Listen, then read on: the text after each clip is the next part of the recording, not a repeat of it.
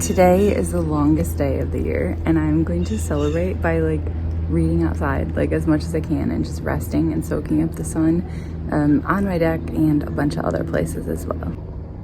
Lyra.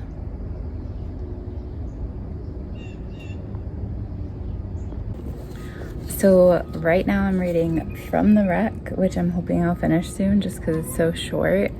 But this is essentially about a guy who's like the lone survivor of a shipwreck, which I just feel like is like connected to current events right now with the submersible that got like, we don't know what happened to it, but it just went missing when it was on its way to the Titanic.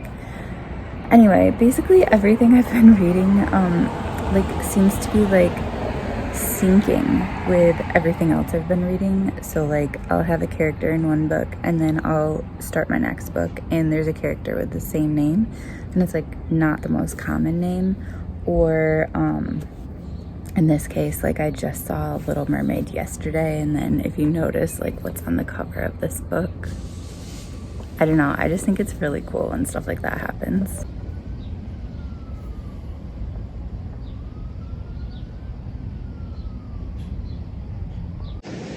Alright, so I'm heading to the beach, but I thought that if I ate first, I would be able to hang out longer at the beach, so I took myself to tacos.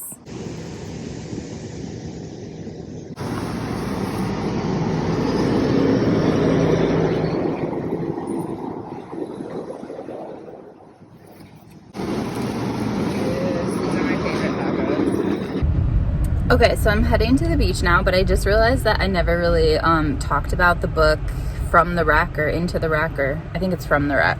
And I'm pretty sure it was recommended to me by Noelle, but I'm not 100% sure, so I should probably check with her to hear her thoughts on it. But anyway, it's a green light, so I'm gonna go and I will tell you about it later. Okay, another red light. So From the Wreck is weird as crap. It is essentially about this guy who was shipwrecked and he's the only person that survived. Well, he thinks there's another woman that also survived because she saved his life. And so he's kind of on this search to find her. In addition, there's kind of the trope, which maybe it's not even a trope, but just like as the sole survivor or as one of two survivors, like why? Why were you the one who survived when everyone else perished?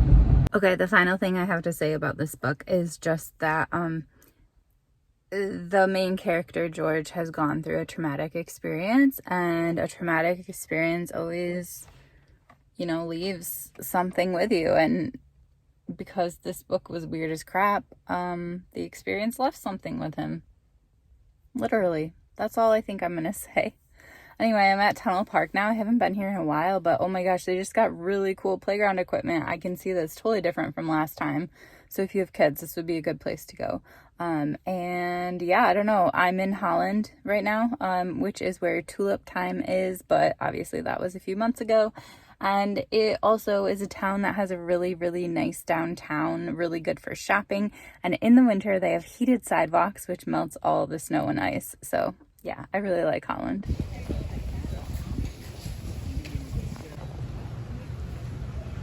So this beach is called Tunnel Park because of the tunnel that I'm about to go through to get to the beach, but there's another way you could also go.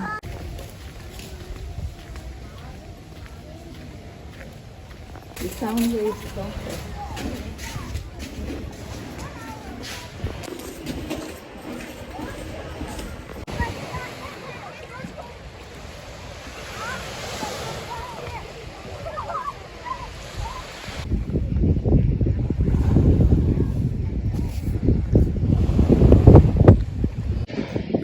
Okay, so this book is really interesting so far.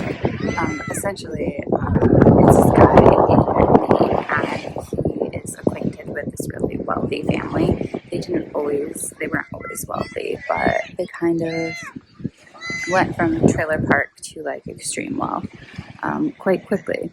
And anyway, they're having a party for their daughter who's at an exclusive school playing lacrosse, and they can't find like the dad of this family. And so this guy, our main character, goes looking for him. He finds him just kind sitting inside the house while this whole party is going around outside without him.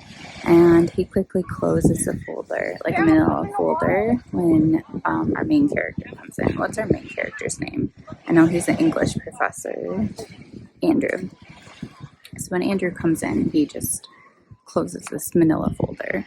And then he leaves because his wife was looking for him. Well, Andrew stays in the house and carefully looks at what is inside that manila folder. And there is essentially police photos of like this car with burned bodies on the inside.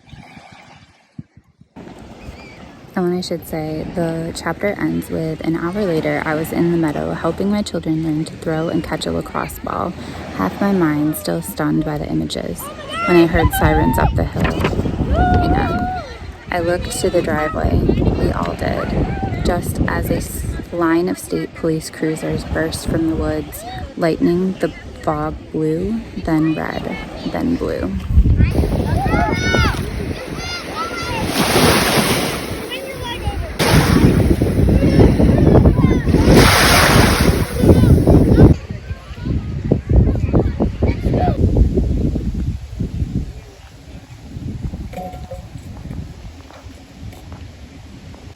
So I decided that I had been in the sun too long and decided just to sit down here in the shade for a little bit away from the beach. And anyway, I am loving this book so far. So basically, like I said, I already explained how it starts out, and that one chapter just ends with like this cliffhanger.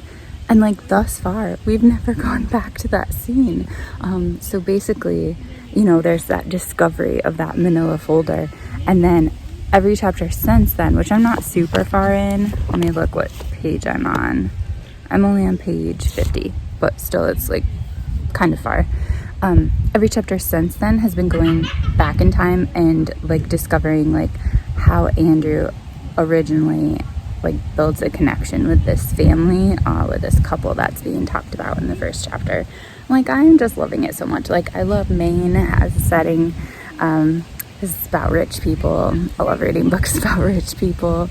And there's a lot of like academic sort of vibes as well, just because our main character Andrew, he is an English teacher, and he went to like a lot of, oh my gosh, I'm being bitten by something.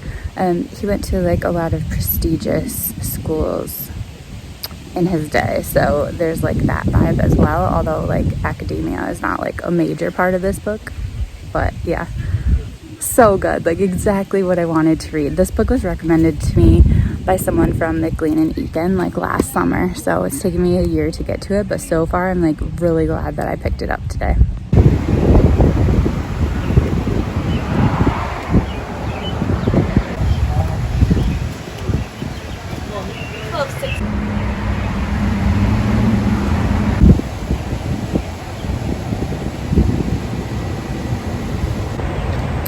So I'm not gonna go to East Grand Rapids today, but if I had to pick anywhere near me where I think that I should read this book mid to coast, I would say by Reed's Lake is number one. And then my second top pick that's like near me would probably be Saugatuck, just because they're both beach towns. They're both, well, take that back. Saugatuck is a beach town, pretty affluent. And then East Grand Rapids is by a small lake, but it's still like just really nice with huge homes by it. And I just feel like it matches the vibe of this novel.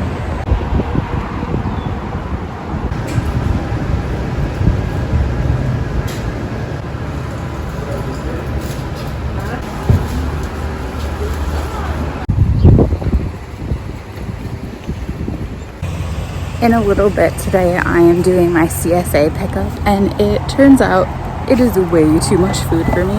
Like, it's so much greens. So one of the things I'm gonna do today when I get it, because I still have an entire drawer full of last week's, is I'm going to make garlic skate pesto and freeze it so that throughout the winter I can have it with my pasta or whatever, which I think is a great idea. You know, is their idea, but I think it's great. I love garlic scapes. And then I'm just gonna have like giant salads. I'm working a lot. Well, I'm not working a lot, but for me, I'm working all day tomorrow, so 9 hours. And then Friday I have off. Saturday I'm working 10 hours, and then Sunday 6, I think. So I think I'm gonna make myself salads to bring to work. And I just bought some strawberries, so I'm gonna add those in, like strawberries, nuts, feta cheese, and loads of grains, because I gotta get my greens in. I have to use them up. I don't want them to go to waste. Luckily, they're still looking really, really fresh, the ones that I got last week. One of the things that I was most looking forward to today was the first ship yoga of this season, which is basically this old World War II ship that is like anchored downtown Muskegon, and we do yoga on it once a week, more during COVID. Like they did it like quite often. It used to be only Sundays, then during COVID it was like all the freaking time, and now it's once a week on Wednesdays, and tonight is the first night, 7 p.m. ship yoga. It could be epic. In fact, there's the ship right now if you can see it. However, I'm not sure if I'm gonna go tonight because I've been outside all day. And you know when you're outside all day, like your body just is drained. Like it's not like you're tired or exhausted or sleepy. It's like your body is just a wet noodle. It just needs like a cold shower or a cold bath and to do nothing but like read, basically. So also, when I got into my car like a few minutes ago to go get my vegetables from the CSA, it was 96 degrees in my car. I will put down below what that is in Celsius because a huge percentage of my viewers are in the UK or other countries. But anyway, and now it looks like my car has cooled down and is fairly confident that it is 91 degrees outside, you know, much cooler. All that said though, ship yoga is one of my favorite things of the summer. It is so relaxing to do Shavasana on a ship. And the way it's anchored, or I don't even know if you can call it anchored, it doesn't move, it's not swaying or anything. It's like literally like a building that used to be a boat, if that makes any sense. And there's supposed to be live music tonight as well. Oh, I just don't know. The past few weeks I've been getting my CSA straight from school, so I'm heading a different route today, going from my apartment to the farm. But I will be going pretty close to Michigan's Adventure, which is the amusement park in our town, which like everybody drives from all over to get there. So it's kind of cool that like, you know, it's in my town. It is owned by the same people that own Cedar Point. So if you've been to Cedar Point in Ohio, same thing.